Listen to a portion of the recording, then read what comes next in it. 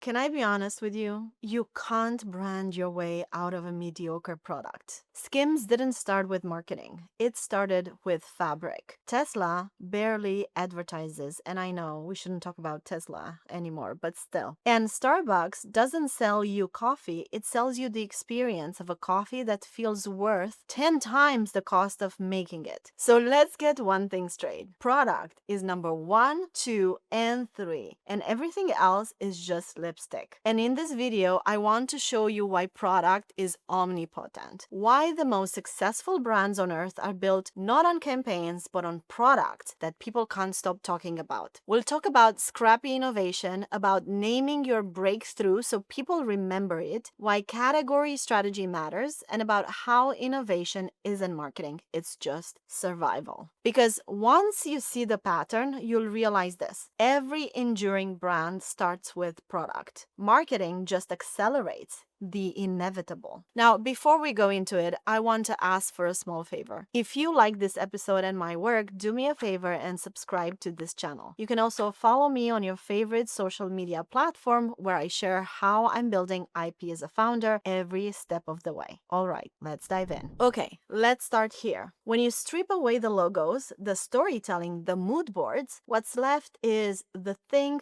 people actually use. Skims worked not because Kim Kardashian promoted it, but because the first time someone put it on, it felt different. Seamless sculpt, comfort, innovation in fabric. That's what built the word of mouth. The same happened with Nike. Without Air or Dry Fit, Nike wouldn't be Nike. The storytelling helped, but the product is what made people come back. Tesla, I know we shouldn't talk about Tesla anymore, but almost zero ad spend compared to the automotive industry. But the driving experience, the torque, the screen, the over-the-air updates, that's the hook. A product that delivers is a marketing campaign you don't have to pay for. Now, you can run the slickest campaign in the world. If the product fails, the campaign becomes a meme. But if the product is remarkable, people will spread it for you. And that's why product sits at the center of every enduring brand. Now, that doesn't mean you need millions of dollars in R&D. Some of the greatest product stories started really scrappy. A great example is On Running. Do you know where cloud tech started?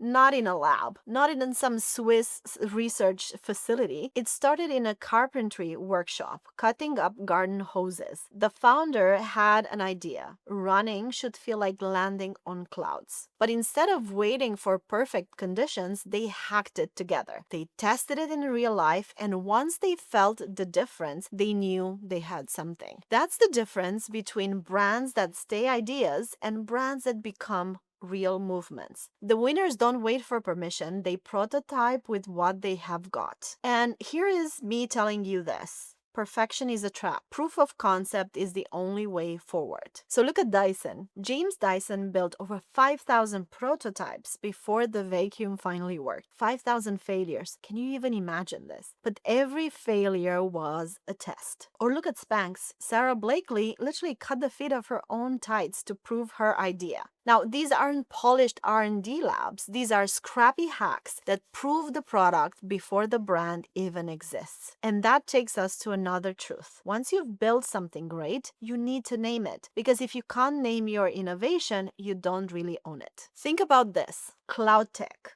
Air, Dry Fit, Fits Everybody fabric. Those aren't just product features. They're brands within brands. And if you can't name your innovation, you don't have one. Because here's the thing, most innovations aren't memorable. A new stitch here, a slightly lighter fabric there. If people can't recall it, it doesn't matter. It doesn't exist. But when Nike named Air, they didn't just describe cushioning. They created an icon. And when Skims named Fits Everybody, they didn't just talk inclusivity, they gave it a label people could repeat, share, and demand. Now, naming turns innovation into real IP. And IP is what you scale. But where do the best innovations come from? More often than not, they come from looking where nobody else is looking. The underserved. Taking a small break from this video to talk to you about the Unmatched Collective. It's my private community for founders, brand leaders, and creators who want to build unmatched brands brands, not just for quick wins, but for the long term. Inside, I share the frameworks I've learned over my 20 years career at brands like Puma, Disney, and Warner Bros., and through building my own company. We dive into real case studies, live sessions, and the kind of founder-to-founder conversations you can't get on social media.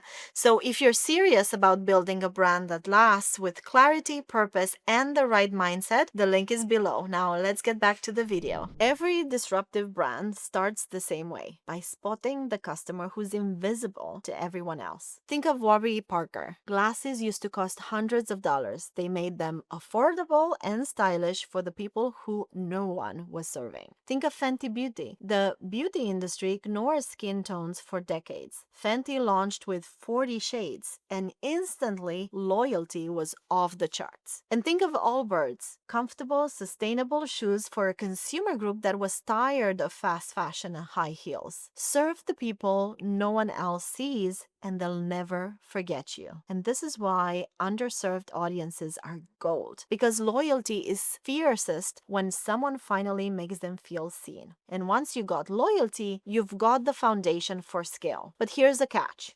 Scale is shaped by your category, and category strategy is where most founders get it wrong. What most people miss is that first category you launch will follow you for years. Do you start with shapewear? You're the shapewear brand. Do you start with running? You're the running brand. Skims is still seen as shapewear first, even though it's much more today. Nike is forever tied to running and basketball, even though they sell everything. Your first move defines you, so choose carefully. Category labels can definitely trap you. Once the market puts you in a box, it's really hard to break out. But here's the flip side. If you're intentional, your first category can become a launchpad. Nike used running to build credibility, then basketball to build culture. Apple started with computers, then used the iPod to become a lifestyle brand, then the iPhone to dominate everything. So category isn't just where you start, it's the story the market tells about you. And that story shapes every move you make. Now, you can have the right product, the right category, the right timing, but if you stop innovating, it all goes away. That's why innovation isn't about marketing. It's really brand survival. Here's what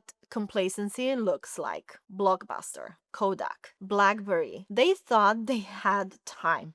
Ha, makes me laugh now. They thought the product was good enough. Here's what survival really looks like. Apple reinventing itself every few years. Louis Vuitton transforming on the way up, not when growth slows down. Innovation isn't a campaign, it's oxygen. You can fake being innovative in marketing for a while. You can release a new colorway, drop a limited edition, pretend you're fresh. But without real product innovation, the market eventually catches up with you. And that's why the best brands reinvent themselves constantly. Not because they're desperate, but because they know survival means staying a step ahead while you're still winning. And that brings us to the big picture.